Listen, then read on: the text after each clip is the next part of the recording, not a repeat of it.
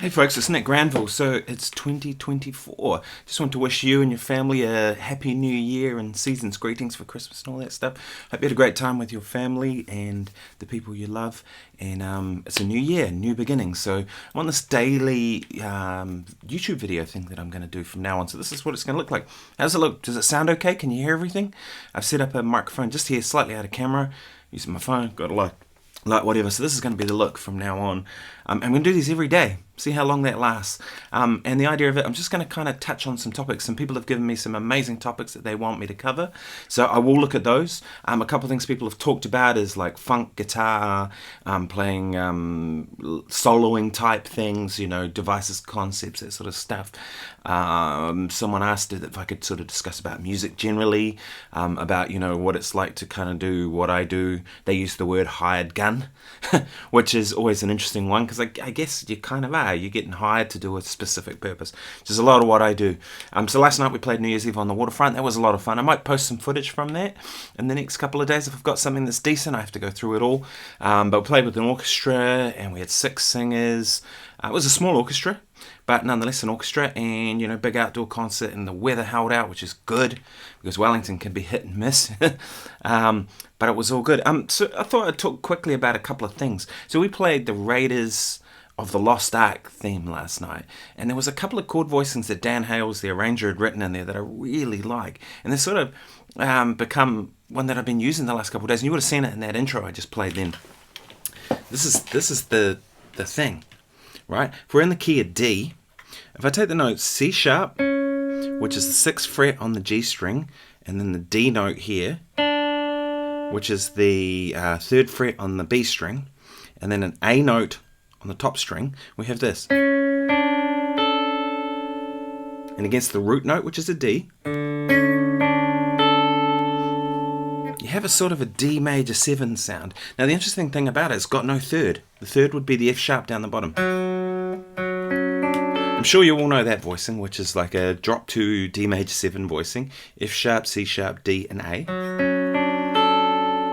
But there's something really interesting happens when you drop the F sharp. Is it still major? Yeah. Still sounds like a major chord to me. I hear that as very clearly a major chord. So to me it's like, okay, well it's still major, but it doesn't have the third, so it has this little bit of ambiguity about it. And how it worked in the Raiders thing is I had to play this.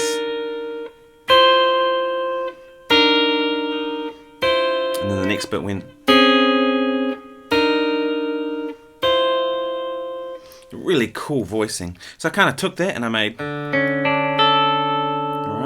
That's in the key of D. Now, of course, you can work out all the other voicings that correspond to that voicing, right? And you get some interesting kind of things. You would have seen me delving into them in this intro.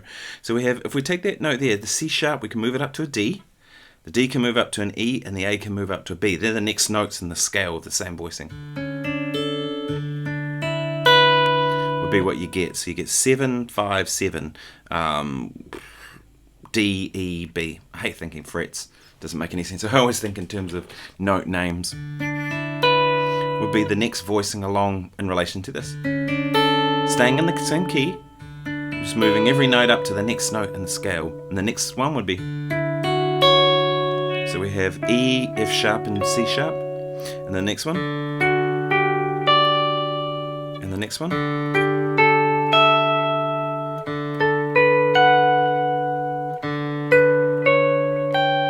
It's kind of an interesting one, especially, if you want to make a Lydian sound, you could raise that note.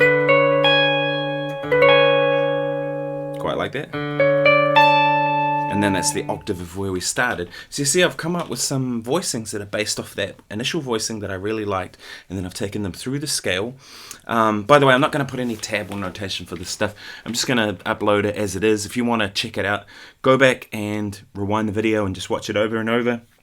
There should be enough resolution that you can kind of zoom in on this anyway on your phone or whatever, so you should be able to check it out fairly easily enough, and hopefully you can hear it clearly. I've got a microphone here for that specific reason, so that's the easiest way. I mean, if I'm doing these every day, there's no way I can notate it. I'm just not going to have time to notate it, and if you're stuck, leave a question below and I can always try and explain any of it, and it's not just going to be guitar stuff. I'll talk about music in general. Of course, we can play these voicings lower, but they don't work that well. especially when you have like the 7 and the root note next to each other. Like that sounds kind of interesting there, but you can hear it doesn't work down low, does it? Whereas there, and the cool thing about this is you have that dissonance of those two notes, right? But then you have the constant sound of this, right? Which is a fifth. So you have this constant thing, but you have this kind of dissonant thing. And then against the root note,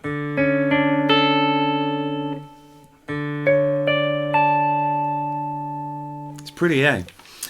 Yeah, so that's just a quick little thing that I'll use. And I use these when I solo too. I don't just use them when I play chords. Like I'll picture... I'll start that again, that was crap.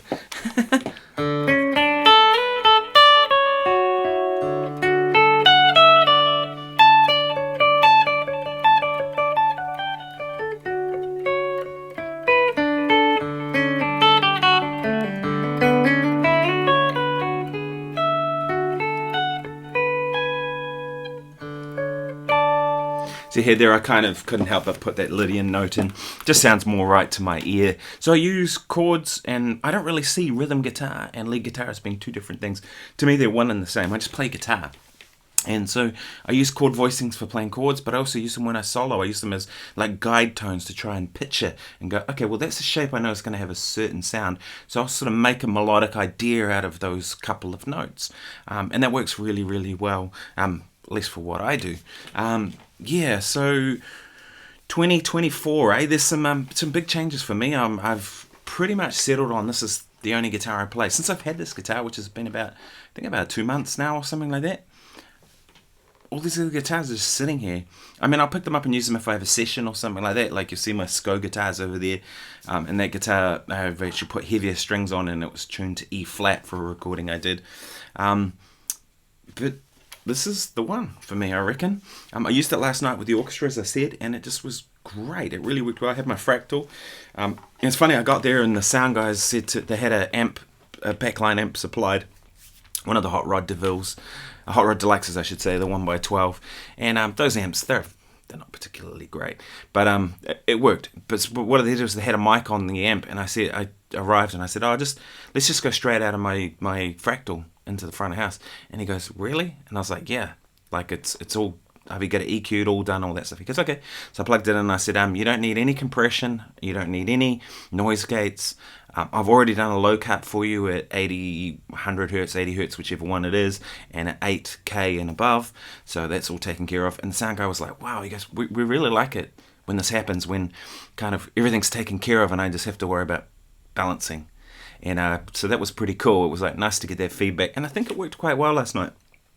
So what I did was I came out of output 1 of the FM9 to the front of house, and they got their feed, and that was their sound that they got with their own level control. And then I came out of output 3 on the FM9, and I went into the effects return on the Hot Rod DeVille. So essentially just using the power section and the speaker, and that kind of became my monitors. I also had an in-ear monitor. I had 2, but I took 1 out and ended up just using 1 on the opposite side of the amp. That way I had the amp coming this way, I had the in-ear monitor coming that way, sort of a sense of stereo. Of course the drums and bass were on this side, so I could hear them without my in-ear in.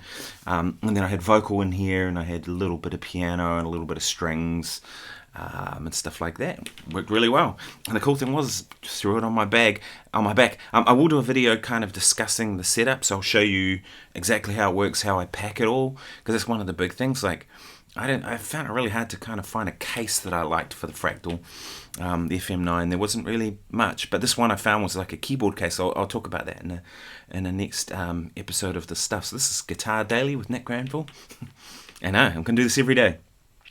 We're going to talk music, talk guitar, so leave a comment below on what you'd want me to cover, because there's more of these to come, and I can cover any stuff you want to know.